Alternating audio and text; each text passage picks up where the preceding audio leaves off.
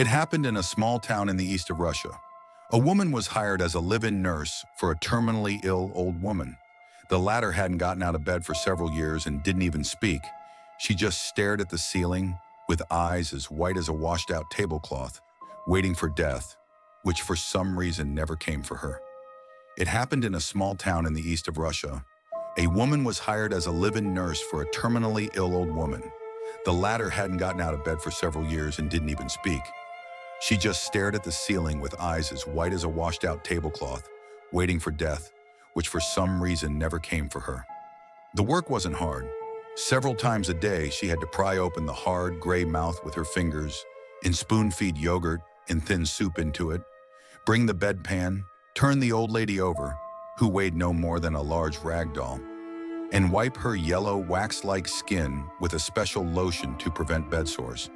And then one day the nurse approached the old woman and saw that her eyes had turned completely white. Like a dead bird's, her mouth was open and her jaw had slid to the side.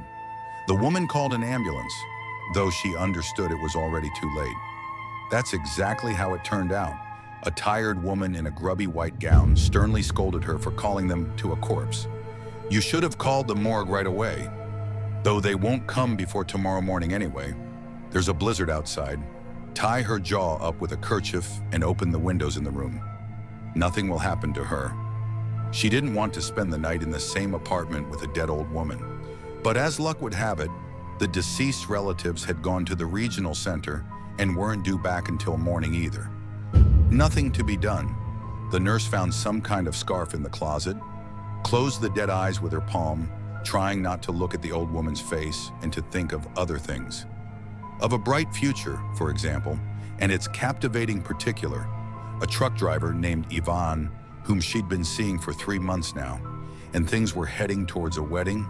The nurse opened the window vent, for some reason covered the old woman with a thin woolen blanket, and left, closing the door behind her. Strangely enough, she dozed off fairly quickly, but her sleep was shallow and restless. The woman dreamed of some gray port cities, deep ship horns, seagulls soaring low over a stormy sea. Suddenly, she fancied that through her sleep, she could hear shuffling footsteps, as if someone was walking down the hallway, slowly, as if with great effort.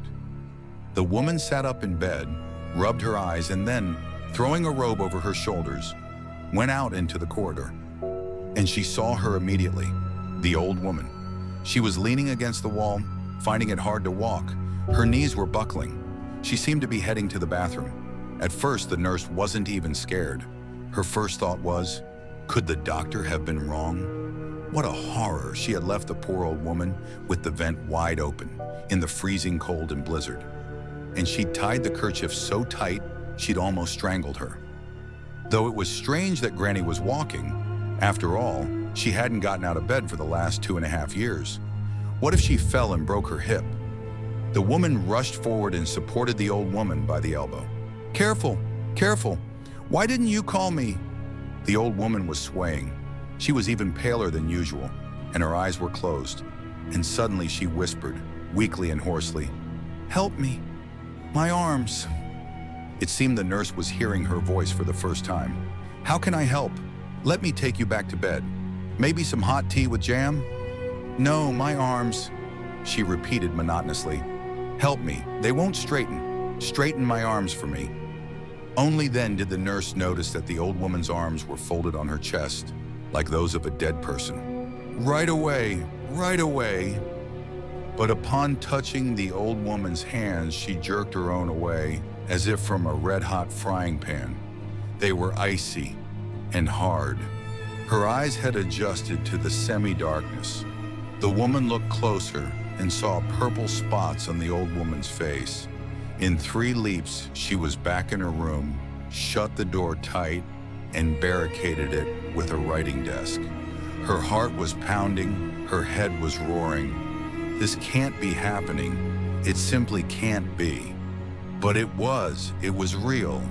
The dead old woman was walking down the hallway, carefully and slowly, with closed eyes and a blanched face. From behind the door came her faint voice. "Why did you leave? Help me. My arms won't straighten. Straighten them." Come out. Open the door." The nurse lost all sense of time, but when the old woman fell silent, it was already getting light outside. Finally, the woman dared to peek out of her room. The corridor was empty. She slowly walked to the old woman's room, the door to which was tightly shut. The woman couldn't explain what was compelling her, why she didn't just leave this apartment and forget about what had happened.